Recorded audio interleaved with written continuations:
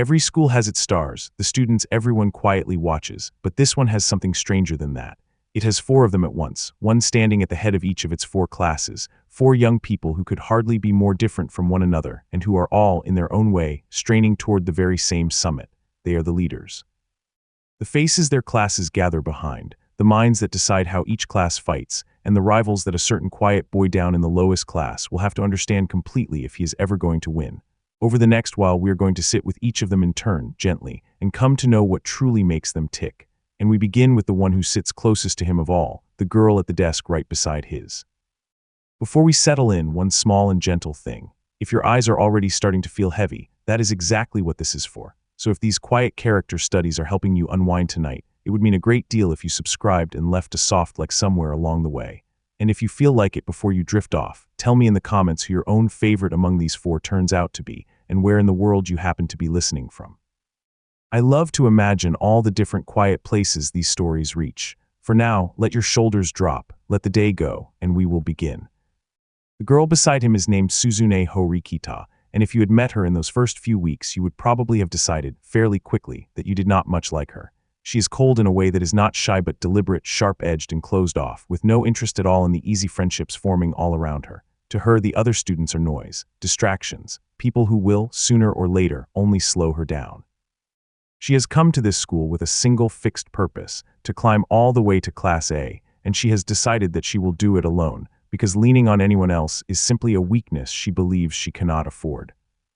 What makes that attitude so striking is that, by the numbers, she does not belong at the bottom at all. Her grades are excellent, among the very highest in her entire year. On paper, she looks like a top-class student who was somehow filed into the wrong room, and that is precisely the mystery of her, because this school does not make filing errors. It placed her in the lowest class on purpose, and it did so for a reason that has nothing to do with how much she knows. It placed her there because of the very thing she is proudest of, her refusal to work alongside anyone else. In a school that is, underneath all of its tests, a long, quiet study of whether you can move people and let yourself be moved by them, her brilliant isolation is not a strength. It is the flaw the school wanted to sit and watch. She is not only a mind, either, which is easy to forget. Beneath the cold composure, she is genuinely capable in a fight, quick and trained, able to flip a larger classmate onto his back without much effort, and to hold her own against opponents who badly underestimate her. It only deepens the picture of a young woman who has spent years making herself formidable and self-sufficient in every way she can, precisely so that she will never have to depend on another person for anything at all. To understand where all of that isolation comes from, you have to know about her brother. Suzune has an older brother named Honami Horikita, and he is very nearly everything she is straining to become. He stands at the very top of the school, the president of its student council, admired and untouchable, the finished version of the person she is reaching toward. She did not choose this school by chance.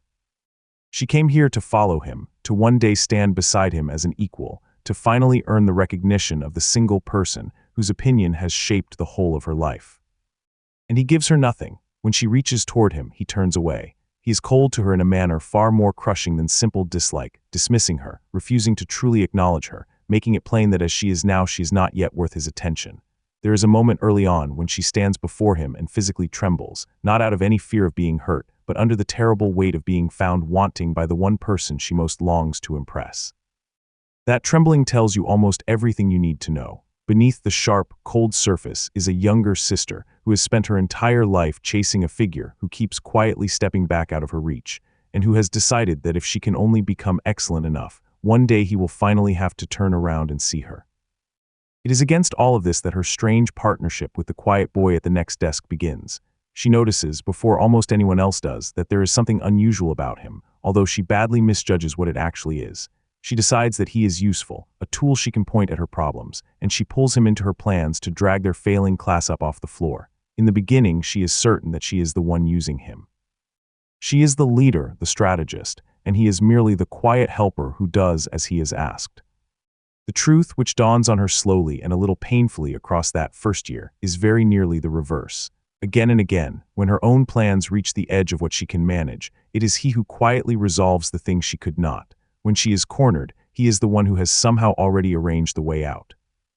She comes to understand that the boy she believed she was commanding is working on a level whose ceiling she cannot even see, and that a number of her proudest victories were in truth gently handed to her. It is a humbling thing to realize, and very much to her credit she does not run from it. She accepts, in the end, a role that would wound most people's pride past repair. She agrees to stand out in front. To be the visible leader, the face the other classes watch and target, while he works unseen somewhere behind her. She becomes, more or less in her own words, something close to a shield for him, and she does it with her eyes wide open, because she has finally grasped that winning matters more than being seen to be the one who won. That quiet surrender of pride is the beginning of the most important thing about Suzune Horikita, which is that she is the leader who has to grow. She does not start this story as someone fit to lead at all. She starts it as a gifted, brittle loner who imagines that leadership means being the cleverest person in the room and handing down instructions to everyone beneath her. The school spends the entire first year patiently, relentlessly teaching her otherwise. The lesson lands hardest during a long survival exam, when the classes are taken out to live rough in the wild for days on end, and endurance and cooperation suddenly matter far more than raw cleverness. Pushed well past her limits, worn thin, she ends up in a desperate physical struggle with a fierce girl from a rival class, and her body simply gives out beneath her. She collapses. And in that collapse, something finally breaks open in her, because for the first time there is no way to think or study or will herself through the problem alone. She needs the people around her. She needs allies. The proud girl who had insisted that friends would only ever drag her down is forced, lying there in the dirt, to admit that she cannot do this by herself after all. It is the quiet hinge on which her whole story turns. From there, slowly, she begins to change in earnest. She starts to actually see her classmates, not as so much dead weight to be tolerated, but as people whose strengths she can gather up and whose weaknesses she can quietly cover. There is a moment, in a later exam built around students setting tests for one another, where she is challenged to a direct duel of pure academic skill and refuses to back down, meeting it head-on and winning through sheer will and preparation. It is a small thing on the surface, one test among many, but it shows how far she has traveled, from someone who fought only for herself into someone willing to stand and be counted for her class. Part of that change showed in how she slowly began to treat the very classmates she had once quietly written off.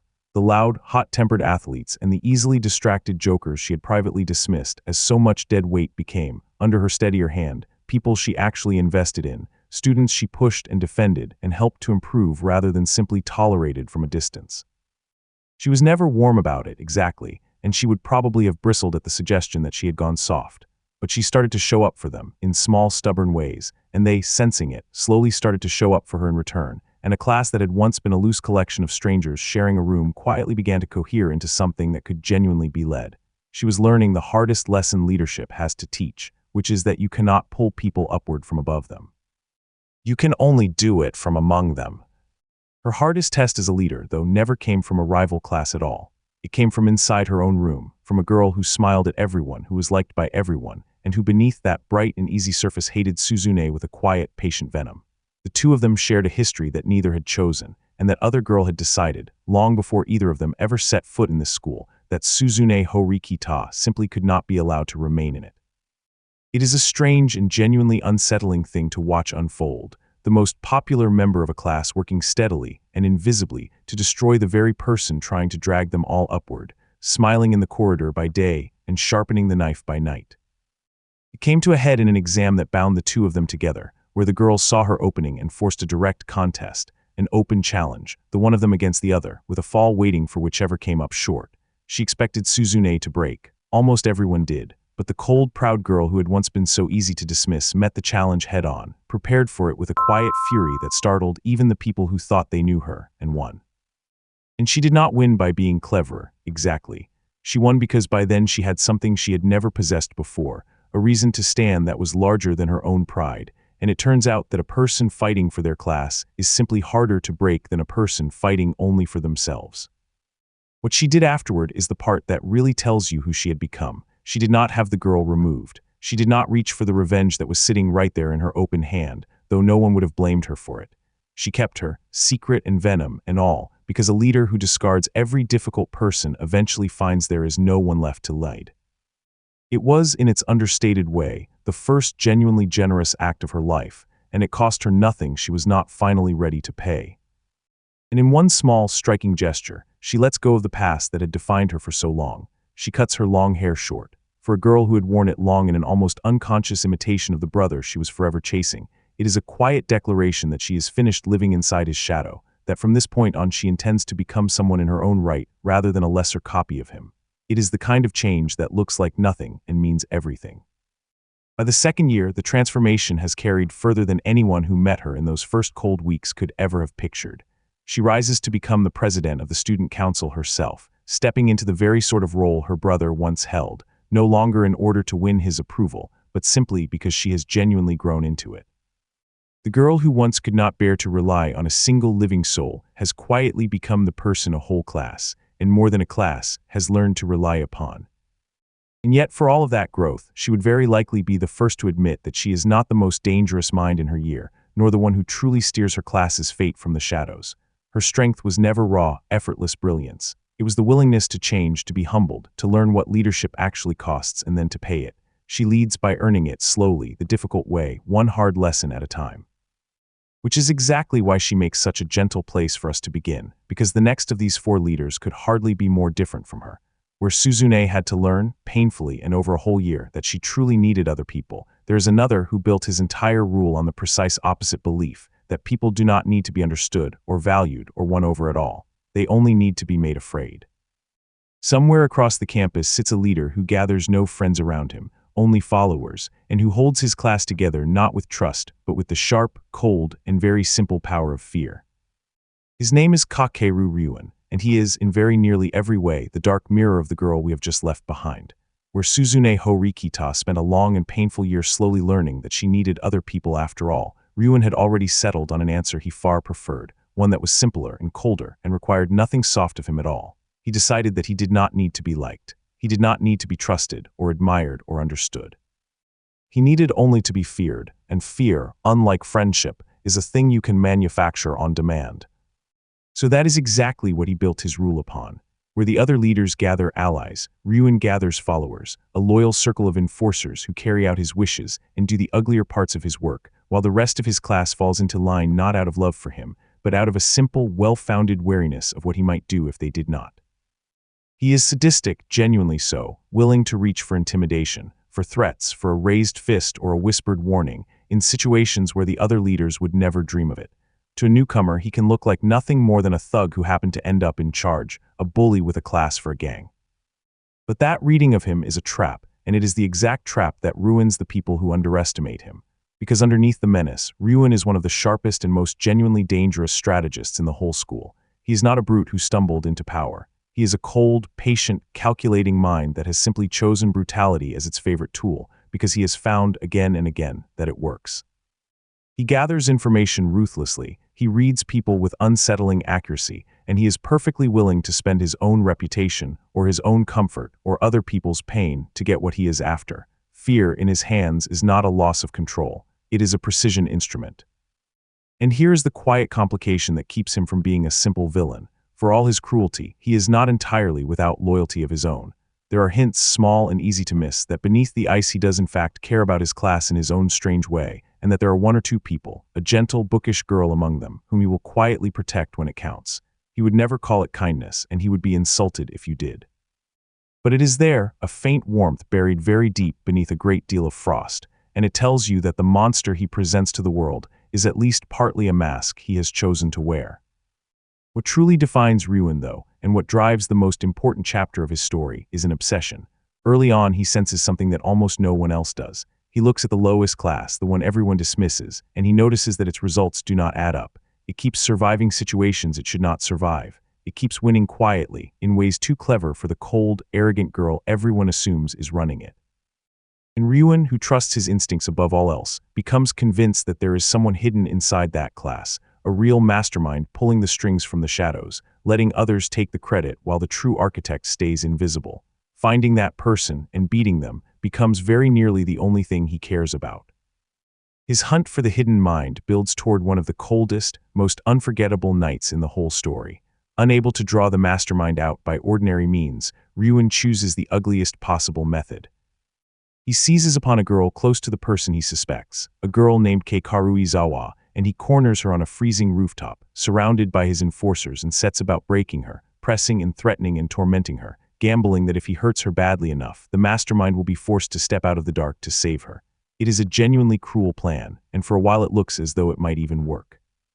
And then the mastermind steps out of the dark, exactly as Ryuen wanted, but nothing about what follows goes the way he imagined. The quiet boy from the lowest class appears on that rooftop and calmly reveals himself as the very thing Ryuen had been hunting all along. And instead of the confrontation of equals Ryuen had pictured, he is met with something closer to a force of nature. Ayanokoji dismantles him, physically and mentally, in a manner so completely one-sided that it is barely a fight at all, more like a demonstration. For the first time in his life, Ryuen, the leader who built his entire world on being the most frightening person in any room, comes face to face with someone he cannot intimidate, cannot beat, and cannot even fully understand. He is broken open on that rooftop, and it shakes him so badly that he briefly walks away from leadership altogether, unsure, for a while, of who he even is anymore. Yet the most interesting thing about Ryuen is what he does with that defeat. A lesser version of him would have been destroyed by it, would have nursed the humiliation into hatred, and spent the rest of his time at the school scheming for revenge.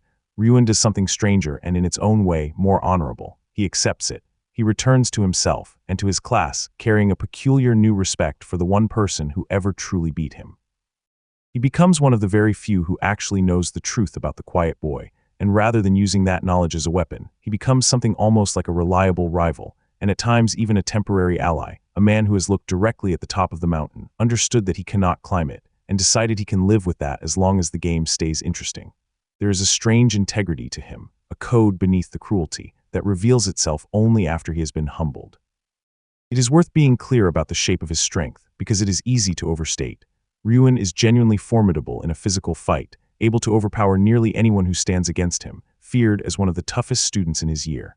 But that rooftop night settled, once and for all, that raw menace was never going to be enough against a mind, and a body operating on the level Ayanokoji quietly occupies.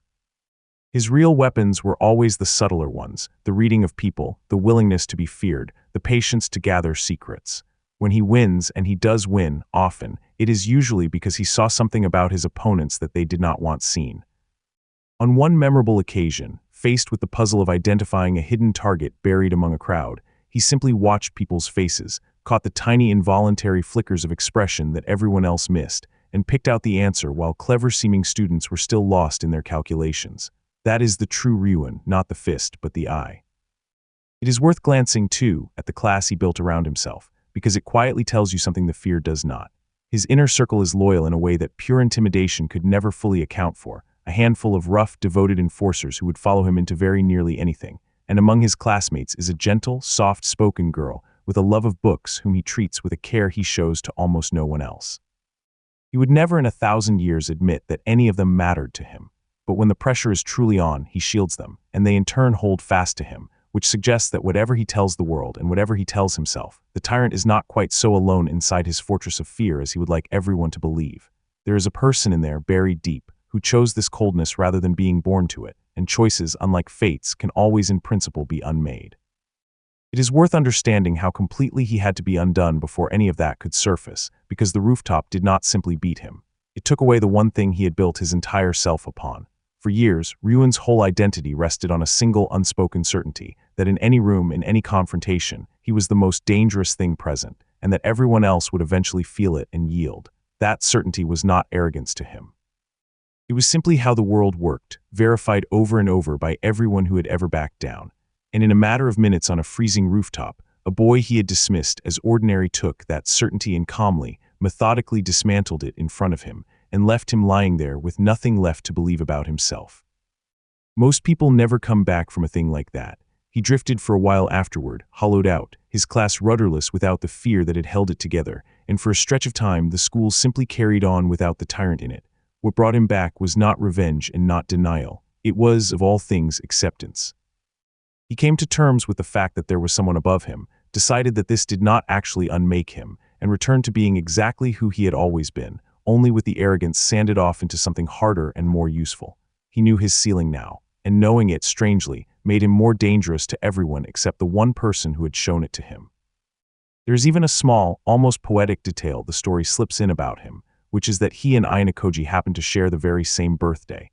It is the kind of thing that means nothing and yet lingers. Two young men born on the same day into the same strange school, one who wears his darkness openly as a crown of fear, and one who hides his even deeper darkness behind a face so ordinary that no one thinks to look twice.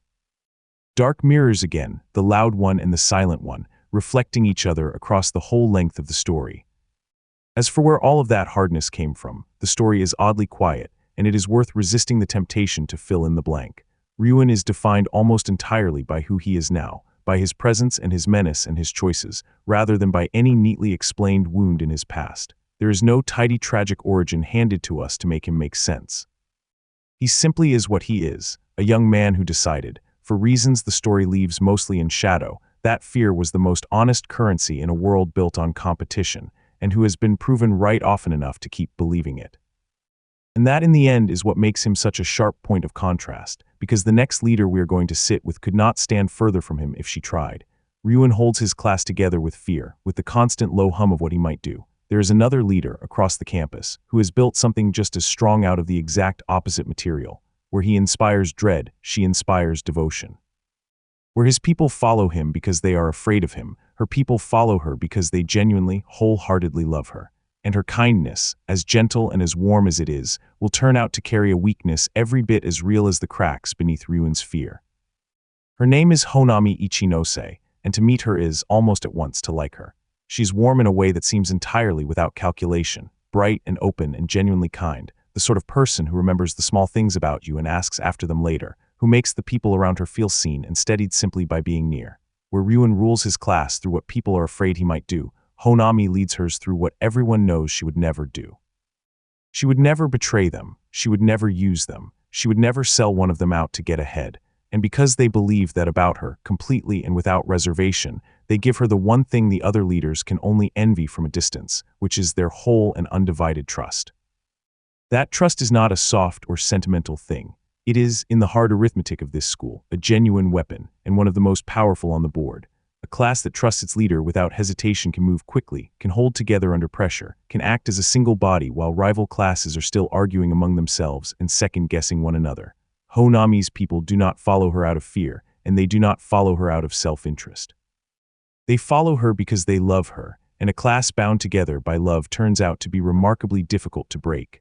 One of the sharpest minds in the school would later name Honami's singular strength in a single word, and the word was simply trust, the very thing no other class could quite manufacture. You can see the whole of her gift in a single early exam, staged aboard a great cruise ship, where the students were scrambled together into mixed groups drawn from every class and set against one another in a long game of hidden roles and shifting alliances. Thrown in among strangers, cut off from her own loyal classmates, Honami did not scheme or threaten her way to the front the way others tried to. She simply became, almost without seeming to try, the person everyone in her group turned to, the calm, steady center they organized themselves around, and she used that quiet authority to gently unpick a plan that would have handed the whole advantage to the top class, protecting the ordinary students around her in the process. She won not by outmaneuvering people, but by making them want to pull together, which is a far rarer and far more difficult thing than it looks, and it is the purest illustration of what her leadership actually is. She does not command a class, she makes a class believe in itself. She leads then by refusing every underhanded path the school lays out so temptingly in front of her. She will not scheme, will not blackmail, will not stoop to the quiet cruelties that come so naturally to someone like Ryuen. She wants to win and win cleanly, carrying every one of her classmates up with her, leaving no one behind. It is a beautiful way to lead, and for a long time it works beautifully. But the school, underneath its calm surface, is not a beautiful place, and Honami's kindness carries inside it a weakness every bit as real as the cracks beneath Ryuen's fear. There are two of them in truth. The first is quiet and almost invisible, which is that her class leans on her so completely, trusts her so totally, that the individual students never quite grow the sharp edges they would need to stand on their own. Her warmth becomes a kind of shelter they never leave, and a class of people who have only ever followed one gentle voice can find themselves strangely helpless the moment that voice falters. The second weakness is simpler and far more dangerous. Because she herself will never fight dirty, she has almost no defense against those who will. When an opponent reaches for a weapon she would never touch, a rumor, a cruelty, a secret dragged into the light, she is left with nothing to answer it, because the whole of her strength is built on a decency her enemies simply do not share. And she has a secret, one she has carried alone for a very long time. Honami did not come from comfort. Her family was a poor one, without a father, her mother stretched thin trying to hold everything together, a younger sister depending on them both. And in her final year of middle school, with her mother in the hospital and money more frightening than ever, a young Honami wanted more than anything to give her little sister something lovely for her birthday, the kind of small bright gift the family could not really afford. And so she took it. A hair clip, worth only a modest amount, slipped without paying. It was a single moment of desperation from a good girl in a bad situation, but it was still a theft, and it came out, and the shame of it swallowed her whole. She withdrew from the world for the better part of a year, shut herself away, and carried the weight of that one mistake as though it defined the whole of who she was. It is the reason the story quietly suggests that she was placed where she was rather than at the very top, and it is the buried thing she most dreads anyone ever discovering. For a person whose entire strength, whose entire self, is built on being trusted and being good, a hidden stain like that is not just embarrassing. It is existential. It is the one blow that could unmake her. Which is precisely why, when a rival finally goes looking for the crack in her, it is that secret they reach for. The most calculating of the leaders, whom we will come to shortly, drags the old rumor up out of the dark and lets it loose through the school, knowing exactly what it will do to a girl like Honami, and it very nearly destroys her. The steady, luminous leader who had always held everyone else up simply comes apart. She isolates herself, sinks into the same shame that once stole a year of her life, and for a while it looks as though the kindest person in the school might be broken by the one weapon her kindness could never counter. What pulls her back is, of all people, the quiet boy from the lowest class. He does not rescue her with some grand scheme or clever speech. He does something far gentler and far rarer. He simply comes to her, again and again, without prying, without demanding she explain herself, without any of the pressure everyone else is putting on her, and by that quiet, patient presence he gives her enough steadiness to find her own feet again. And when she does, she chooses the bravest possible answer. Rather than let the secret keep its power over her, she stands before her whole class and tells them the truth herself, all of it, the poverty and the theft and the long year of shame. And her class, the class she built on trust, does the thing she had always been too afraid to believe they would. They stand by her. They forgive her without hesitation, because the trust she had poured into them for so long turns out to flow both ways after all. It is one of the warmest moments in the entire story, a leader saved, in the end, by the very love she had spent years giving away. It is worth sitting for a moment with just how cruel the attack on her actually was, because it was not a scheme aimed at her class or her strategy. It was aimed at her, personally, at the softest place in her, and it was chosen precisely because it was the one blow she could not answer. Her rival did not need to outplay her in an exam. She simply needed to whisper an old truth into the right ears and then step back and let Honami's own conscience finish the job. Every other leader in the school could have shrugged off a rumor. Ryuen would have laughed and found the source and broken them. Sakayanagi would have turned it into an advantage before lunch. But Honami had built everything she was on being trusted and being good, so a stain on exactly that was not an inconvenience. It was a knife slid between the ribs, and it very nearly worked. And watch what her class did with it, because that is the real answer the story gives. When the truth finally came out of her own mouth, the people she had spent a year and a half carrying did not flinch, did not pull away, did not quietly reassess her the way she had spent her whole life fearing they would. They simply closed around her. All that trust she had been pouring outward, day after day, unthinkingly, without ever expecting anything back, turned out to have been quietly filling a reservoir she never knew she had, and when she finally needed it, it was all still there, waiting. Her kindness had not been a weakness after all. It had been the only insurance policy that could have saved her, and she had been paying into it without realizing from the very first day. That closeness with the quiet boy grows into something more tender than either of them quite knows what to do with. He becomes, without ever seeming to try, the person who reached her in her darkest stretch, and she does not forget it. In time, her feelings deepen into something openly romantic, and in a later exam, out on a distant island, she does something that captures the whole of who she is. Given a choice between protecting her own class's advantage and warning him of a danger, she chooses him. She puts her own heart and her own honesty ahead of the cold logic of the game and tells him plainly how she feels. It is, in a school that punishes softness at every turn, an almost defiant act of tenderness, and it marks the moment her selflessness finally reaches all the way past strategy into something purely human. There is one small mystery the story keeps tucked away around her, which is that despite her humble beginnings, she somehow holds an enormous reserve of the school's spendable points, far more than anyone can easily explain. Where it came from is never made clear, and it is wiser to leave that blank as the story leaves it, rather than to guess. It sits there as a quiet question mark beside her, a hint that even the most open and readable person in the school may have one locked drawer that no one has opened. On the surface, though, she remains what she has always been, a gifted negotiator, a warm and steadying presence, a leader whose greatest talent is simply making other people believe in one another. And it is that rumor campaign, the cruel unearthing of her secret, that draws the natural line to the last of our four. because the mind that reached into Honami's past and turned her own kindness against her belongs to a very particular kind of leader, one who does not rule by fear and does not rule by love, but by something colder and cleaner than either. Where Ryuen is menace and Honami is warmth, the final leader is pure, serene, untroubled intellect, a girl who sits quietly at the very top of the school and moves everyone else around like pieces on a board she has already finished playing in her head. Her name is Arisu Sakayanagi, and of all four leaders, she is the one who most resembles the quiet boy she is secretly fixated upon. She is serene, almost unnervingly so, composed in a way that never seems to crack no matter what pressure is brought to bear against her. She does not raise her voice. She does not scheme in the frantic, grasping way of someone desperate to win. She simply sits at the very top of the school, in the highest class, and arranges the people around her with the calm, unhurried confidence of someone who has already seen exactly how the game is going to end.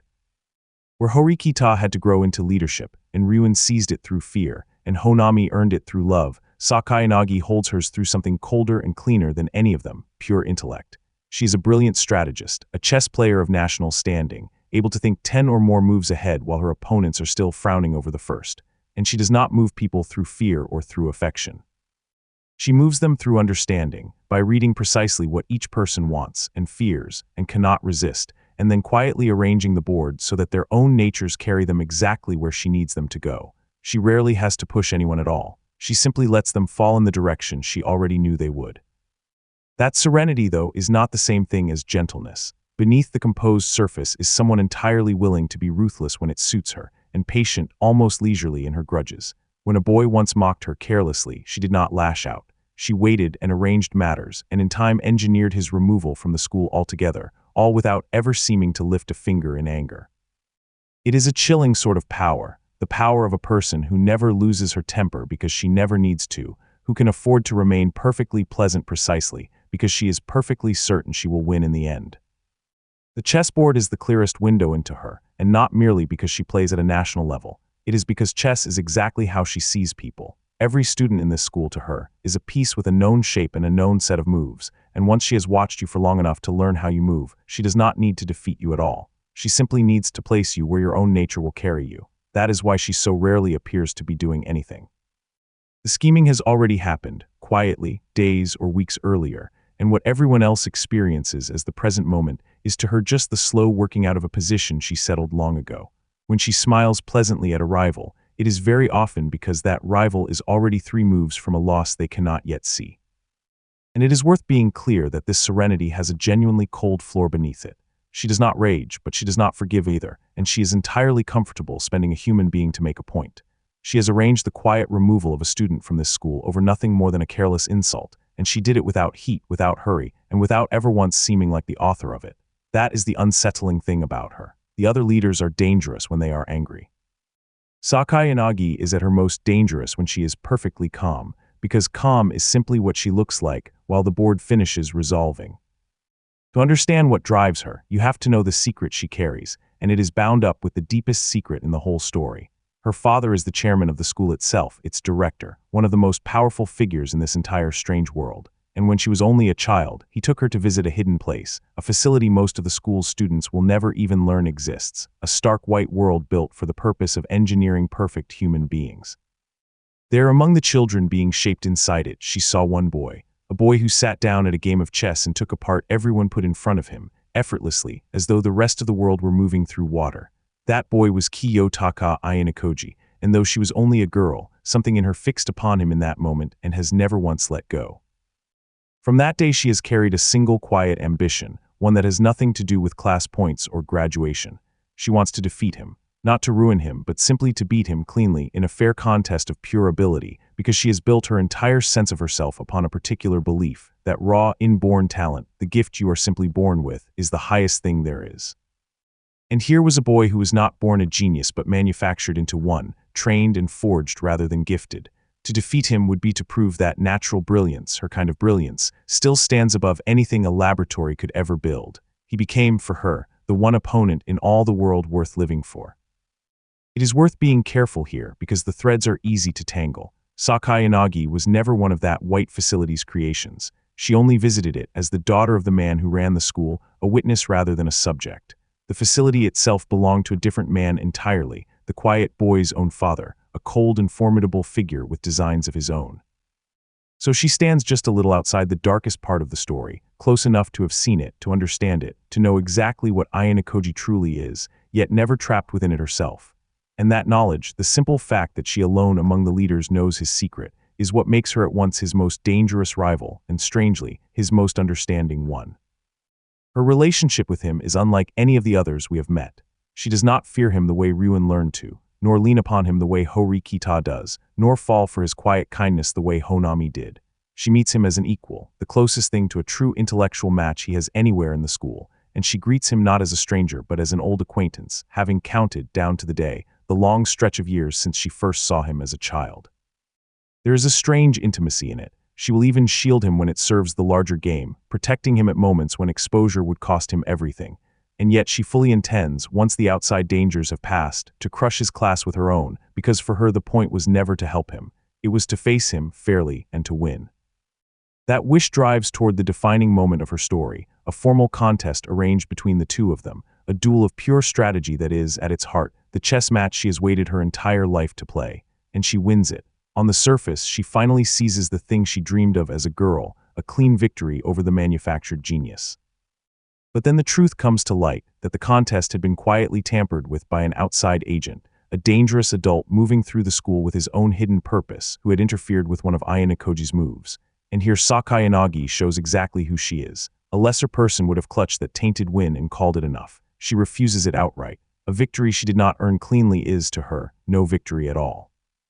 She demands a fair rematch, insists on facing his true move rather than the sabotaged one, and in that honest contest she loses. She loses, and yet somehow, in losing fairly, she becomes more truly herself than she ever was in winning falsely. There is one more thing about her that is easy to overlook beneath all that composure and command, which is how physically fragile she is. She's small, and she walks with a cane, her body weakened by a condition she has carried since birth, unable to take part in the physical trials the school so often sets. In the school's own cold measurements, her physical rating sits at the very bottom of her entire year. It would be the easiest thing in the world to glance at that number and dismiss her. It would also be very nearly the last mistake you ever made against her, because inside that frail frame sits one of the most formidable minds the school has ever held. She is, in her own way, the purest proof of the school's quiet lesson, that a single low number can tell you almost nothing about what a person truly is.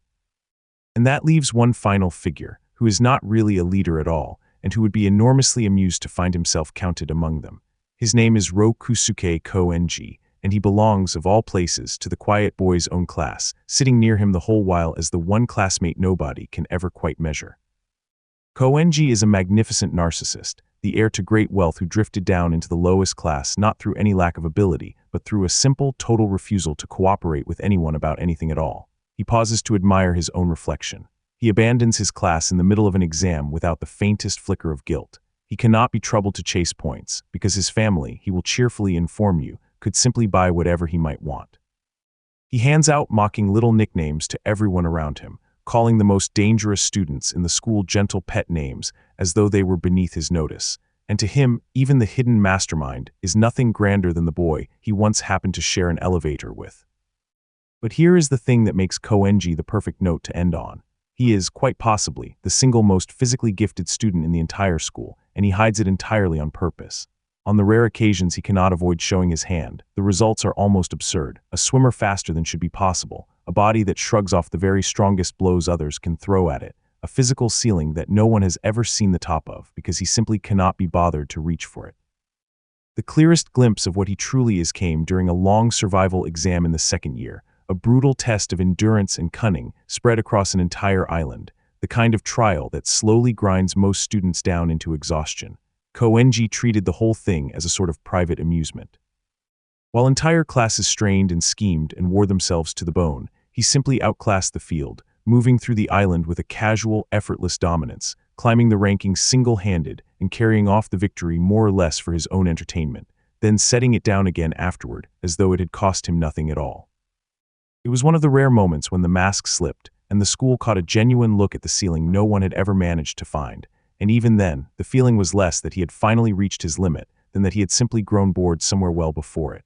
And there are hints that his mind runs every bit as sharp as his body, that he saw straight through the quiet boy's secret in an instant, when far clever-seeming people never came close.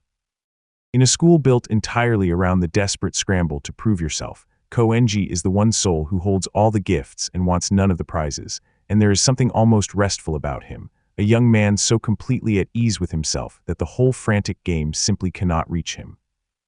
And so there they are, the four who shaped the school, and the one who quietly refuses to. Horikita, who had to be broken open before she could truly lead. Ryuen, who chose fear and was humbled out of it into something almost like honor. Honami, whose kindness was both her greatest strength and the very wound her enemies reached for. Sakayanagi, who wanted nothing in all the world so much as to lose fairly to the one mind that could match her own. And Koenji, drifting serenely above all of it, gifted beyond measure and utterly unbothered by any of it. Each of them in their own different way circles the same quiet center, the ordinary-looking boy at the back of the lowest class who is none of these things, and somehow a little of all of them at once. They are the loud reflections of his silence, the visible players in a game he would always rather win from the shadows. And to come to know them in the end is to understand him a little better too, to catch the faint shape of the still, watchful figure at the very heart of the whole story. For now, though, there is nothing left to puzzle out, and nowhere at all you need to be. The four leaders can rest at their desks, the long game can pause in the dark, and the quiet school can go on keeping its endless score without any of us there to watch it. Let the names and the faces blur softly together. Let your thoughts slow and settle and grow warm, and let yourself drift, gently and without the smallest hurry, all the way down into sleep.